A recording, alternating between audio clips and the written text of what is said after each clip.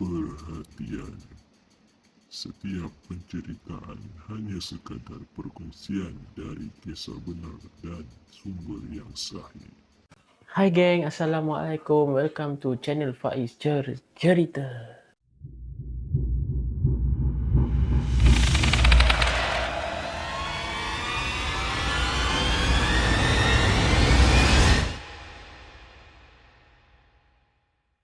Terima kasih banyak-banyak geng sebab sudi untuk tengok video ni, dan aku harap korang tak jemu-jemu lah untuk tengok video-video yang ada di Faiz Cerita. Terima kasih banyak-banyak atas sokongan korang yang anda memang subscribe. Terima kasih, teruskan menyokong Faiz Cerita.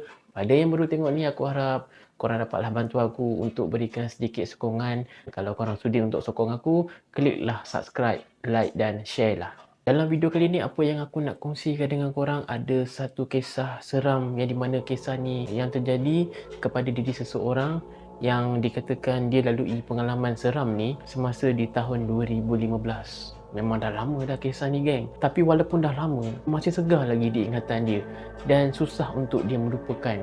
Inilah yang aku nak kongsikan dengan korang. Aku harap korang dapat stay tune sampai habis. Kisah seram yang menimpa beliau ni adalah di mana pengalaman lah dia membaiki van jenazah yang tersadai selama 6 bulan. Perkongsian cerita seram ni dikongsikan dari seorang yang nama abang ni adalah Abang Lokman. Jadi Abang Lokman ni lah yang kongsikan kisah ni, jadi aku nak kongsikanlah dengan korang. Peristiwa ni memang dia tak dapat lupakan sewaktu dia membaiki van jenazah yang tersadai ni selama 6 bulan pada tahun 2015. Macam yang aku bagi tahu dengan korang tadi guys, walaupun peristiwa ni dah lama, tapi dia masih ingat lagi. Susahlah dia nak lupakan apa yang menyebabkan kerosakan pada van jenazah ni. Menurut info yang dia bagi tahu, van jenazah ni terbakar sewaktu pulang daripada tanah perkuburan menghantar jenazah lah. Van jenazah ni tersadai selama 6 bulan di salah sebuah masjid yang terletak di Petaling Jaya. Yang peliknya geng, semua pemain tak nak repair van ni. Dan Abang Lokman ni macam tertanya-tanya, kenapa semua pemain tak nak repair van ni? Sedangkan van ni boleh je kalau nak repair kan. Tapi tak ada pemain yang sanggup nak repair. Last kali dia lah yang terpaksa membaiki van jenazah ni. Sebenarnya dia pun tak nak. Bukanlah dia tak nak sebab seram ke apa. Dia tak tahu menahu pun tentang benda-benda seram yang ada dekat van jenazah ni. Dia tolak atas sebab kos nak baiki tu melebihi RM10,000. Memang agak mahal. Jadi dia tolak lah sebab kos nak repair tu mahal. Walaupun kosnya agak tinggi, tapi pihak masjid bersetuju. Dan Abang Lokman ni pun ambil lah van ni untuk dibaiki. Dipendekkan cerita, dia pun bawa lah van jenazah ni ke workshop dia. Waktu dia bawa van jenazah ni ke workshop dia, waktu tu memang tepat-tepat waktu maghrib tau. Memang nak dekat malam. Dan waktu van ni sampai je dekat workshop geng, entah macam mana tiba-tiba cuaca elok, tak ada angin, tak ada mendung, boleh hujan lebat pula masa tu. Yang baiki van ni hanya Abang Lokman ni dengan staff dia seorang je, iaitu pembantu dia lah. Ada juga staff-staff yang lain, tapi mereka ni semua tak sanggup nak baiki van tu. Yang betul-betul sanggup nak baiki van ni Abang Lokman ni dengan seorang bantu dia je. Abang Lokman ni bagi tahu dia hanya boleh baiki van ni pada pukul 8 malam sampai pukul 12 malam je, sebab siang tu dia ada kerja lain. Memanglah dia ada workshop, tapi pada masa yang sama dia ada workshop tu, dia bekerja lah dekat tempat lain. Jadi waktu yang betul-betul dia ke lapangan untuk baiki van ni pukul 8 malam sampai pukul 12 malam sahaja. Abang Lokman ni beritahu kebiasaannya staff-staff dia dekat workshop ni kebiasaannya kerja sampai lewat malam juga. Tapi bila diorang tahu Abang Lokman nak bawa balik van jenazah ni ke workshop untuk dibaiki, diorang ni semua cepat-cepat nak balik. Tempoh masa yang diambil untuk baiki van jenazah ni selama 6 bulan. Antara perkara yang menyeramkan, yang menakutkan, katanya ramai yang pernah ternampak ada kelibat wanita dalam van jenazah tersebut. Selain daripada kelibat wanita yang ada dalam van tu, apa yang diceritakan, keadaan van jenazah tu memang sangat-sangat menyeramkan. Korang bayangkanlah, waktu mula nak baiki tu, bekas tanah kubur, kain pelapik keranda, lepas tu bau mayat masih kuat dalam van tu geng. Van tu dah tersadai selama 6 bulan. Sepatutnya bau-bau tu dah tak ada dalam van tau. Bau-bau yang abang ni sebutkan waktu dia nak baiki van ni memang fresh. Dia bagi tahu memang sangat menyeramkan. Tapi itulah, van jenazah ni dia dapat baiki dekat luar workshop. Dia terpaksa letakkan van ni dekat luar bengkel. Sebab pekerja-pekerja dia dekat dalam workshop tu tak setuju kalau dia nak baiki van ni dekat dalam workshop tu. Walaupun dia tak tahu apa benda yang menyeramkan, apa benda yang diorang ni takut sangat. Tapi tak apalah, Dia pun ambil lah van tu, letaklah dekat luar workshop dan dibaikilah dekat luar workshop. Cuma bila dia nak baiki dekat luar workshop ni, keadaan tu tak berapa selesa lah. Macam yang diperkatakan tadi, dia hanya ada masa malam sahaja untuk baiki van tu. Dan keadaan di luar bengkel tu gelap, sepi. Apa yang abang ni guna untuk dia repair van ni hanya berbekalkan lampu ayam. Aku tak tahu lampu ayam ni macam mana. Kalau korang tahu, korang boleh explainkan lah. Lampu yang macam lampu pelita lah kot. Lampu yang memang macam terang tak terang lah. Lampu tu je yang dia guna. Keadaan memang sangat gelap. Masa dia bawa van ni balik ke bengkel, kebetulan ada seorang kawan dia tau dekat bengkel tu lah. Tengah melepak. Kawan dia ni apa yang dikongsikan macam tercelupar lah. Tak sengaja dia nak bergurau. Waktu abang ni bawa balik van ni ke bengkel, sampai dia dekat bengkel, dia pun cakap lah dekat Abang Lokman ni, kerana tak ada sekali ke apa yang berlaku, kawan dia yang tercelupar tu balik ke rumah, ada makhluk yang ikut dia. Tapi tak tahulah apa yang ikut, apa yang berlaku tu. Abang Lokman tu tak nyatakan info yang terperinci sebab dah lama dia tak ingat.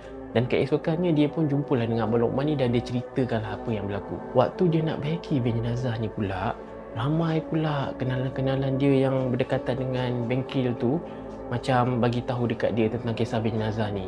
Yang di mana ramai yang cakap nampak tu lah, nampak ni lah. Tapi yang memang selalu dengar adalah di mana mereka ni selalu nampak kelibat wanita dalam van tu. Lepas dia dengar pengalaman-pengalaman mereka yang pernah nampak kan dekat van ni, dia jadi seram lah. Patutlah mereka ni semua takut. Sejak van ni dibawa ke bengkel, ramai yang lalu lalang dekat van tu, dan setiap kali mereka lalu, memang diorang akan nampak kelibat perempuan yang ada kat dalam van tu.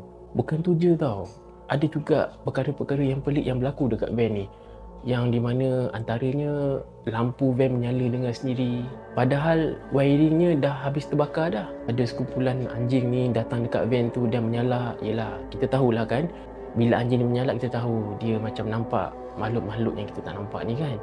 Dan memang hampir setiap malam anjing ni akan pergi kerumun van ni dan menyala. Abang Lokman ni perasan juga tau, setiap malam bila dia datang dekat van tu dia nak baiki, tak ada seorang pun kawan dia datang nak jenguk dia, nak lepak dengan dia. Kebiasaannya mesti ada kawan-kawan dia yang datang teman yang melepak dengan dia. Tapi setiap van ni dia bawa untuk dibaiki, tak ada seorang pun kawan-kawan dia nak lepak dengan dia. Rupa-rupanya itulah, mereka selalu nampak ada kelibat wanita dalam van tu. Abang Lokman ni tak tahu. Kalau dia tahu, dia kata dia dah lama dah cabut lari. Ada bau kapur barus, bau mayat yang memang sangat kuat. Tapi dia tak terfikir pula lah ada penunggu yang sedang memahati dia sedang membuat kerja tu. Dia memang tak pernah terlintas langsung lah. Sehingga kan ada satu hari tu ada brother ni nak buat inspection dari Puspakom lah kan. Nak buat inspection dekat van ni, dia nampak ada kelibat wanita dalam van tu. Bukan setakat tu je. Apa yang dikongsikan bila van ni nak dibawa ke Puspakom, van ni pun buat perangai. Memang Abang Lokman ni bagi tahu dari mula-mula dia repair van ni sampailah dia nak serah kunci kepada pihak masjid, memang berperangai sahaja van ni. Ada je dugaan dia. Ada banyak lagi sebenarnya perkara-perkara pelik yang dia lalui sepanjang dia membaiki van jenazah ni. Yang masih diingat antaranya waktu dia baiki tu, tiba-tiba radio terbuka sendiri. Dan kuat pula tu. Korang bayangkanlah, radio tu terbuka sendiri. Itu bukanlah slow, kuat. Korang tahulah bunyi radio dalam kereta kuat macam mana kan, macam tu. Sampai terkejutlah abang ni. Ada lampu siren dekat atas bumbung. Lampu siren tu pun suka-suka hati je tiba-tiba nak menyala. Antara bahagian yang dalam van ni yang paling menyeramkan adalah di bahagian belakang. Bahagian tu lah yang paling sukar sekali abang tu nak bersihkan, nak baiki. Nasib baiklah kerana pihak masjid dah keluarkan. Itu pun abang ni dah pesan dekat pihak masjid awal-awal sebelum dia nak ambil van ni. Meremang jugalah bulu roma dia waktu dia nak bersihkan dekat bahagian belakang tu. Korang bayangkanlah, ada kain batik yang tutup jenazah, ada sisa-sisa tanah kubur, sepihan kain kapan yang dibiarkan berselerak dekat bahagian belakang. Selepas van ni dah berjaya dibaiki dan diserahkan kepada pihak masjid, Abang Lokman ni pun rebah. Apa yang berlaku, dia jatuh sakit. Mungkin dia rasa badi-badi orang-orang yang dah meninggal dalam van tu melekat pada diri dia. Dan semangat dia waktu tu pun dah hilang. Memang rasa lemah, memang rasa tak terdaya sangat. Tapi mujurlah, apa yang dia bagi tahu, ada seorang pakcik ni memang mahir. Memang dia tahulah serba sedikit hal ehwal perubatan tradisional ni. Dia pun mengubatilah abang ni sehingga pulihlah. Dan tak lama kemudian, pakcik yang mengubati abang ni meninggal dunia. Persoalan yang sering bermain di minda Abang Lokman ni, aku nak tanya korang. Korang rasalah siapa kelibat wanita yang ada dalam van jenazah tu. Kalau ikut pada persepsi ataupun apa yang Abang Lokman ni rasa, mungkinkah itu adalah roh yang tidak aman, yang di mana rohnya mungkin ada masalah di dunia ni. Apa yang Abang Lokman ni bagi tahu, wallahualam, kita tak boleh nak letak andaian apa-apa, tapi itu cuma mungkin sajalah ikut pada firasat, ikut pada andaian kita sajalah. Apa-apa pun apa yang Abang Lokman dia bagi tahu, itu adalah satu pengalaman yang sangat menyeramkan dan sangat menakutkan. Kalau boleh dia tak nak lalui lagi. Memang dia tak terdaya, geng, sebab dia seorang diri je yang bagi van tu. Pada awal-awal je dia ada pembantu, lepas tu dia seorang je yang buat kerja tu. Tentang kelibat wanita yang dia nampak tu, apa yang dia bagi tahu, dia hanya sedekah Al-Fatihah sahajalah. Moga rohnya dirahmati Allah Subhanahu Wa Taala. Apa yang dikongsikan dari Abang Lokman ni, ada sedikit tips yang dia bagi tahu. Apa yang dia kongsikan ni, dia kata setiap kali kita memandu waktu malam, terutama di kawasan-kawasan yang sepi, yang sunyi kan, jangan kerap sangat melihat cermin belakang. Maksudnya cermin ni lah kan, cermin yang bila korang buat kita ada cermin yang boleh tengok belakang tu, jangan kerap sangat tengok. Aku pula yang rasa macam seram ni.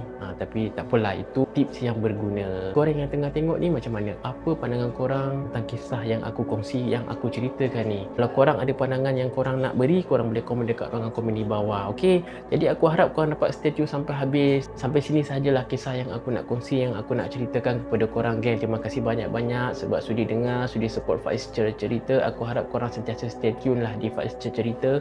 Banyak lagi kisah-kisah yang menyeramkan, kisah-kisah yang misteri yang aku nak kongsikan. Aku nak minta maaf banyak-banyak kepada korang yang tengah tengok ni. Sekiranya ada kesalahan, kesilapan, dan sekiranya ada tersalah kata ke, tersalah cakap ke, aku minta maaf banyak-banyak. Bukan tu je, kalau ada kekurangan dari segi-segi yang lain pun aku minta maaf banyak-banyak lah, geng. Aku akan perbaikilah dari semasa ke semasa untuk memberi tatapan korang yang tengah tengok ni, untuk memberi kualiti yang terbaik lah. Jadi kalau korang ada kisah yang korang nak kongsikan dengan aku, korang jangan komen. Korang pergi dekat Facebook page aku ke Instagram ataupun TikTok, korang boleh DM je aku, dan aku boleh kongsikan di Faiz Cerita sekiranya kalau korang tidak keberatan lah. Jadi geng, stay tune untuk video yang seterusnya di dalam kisah yang seterusnya. Assalamualaikum. Tamat. Thanks watching.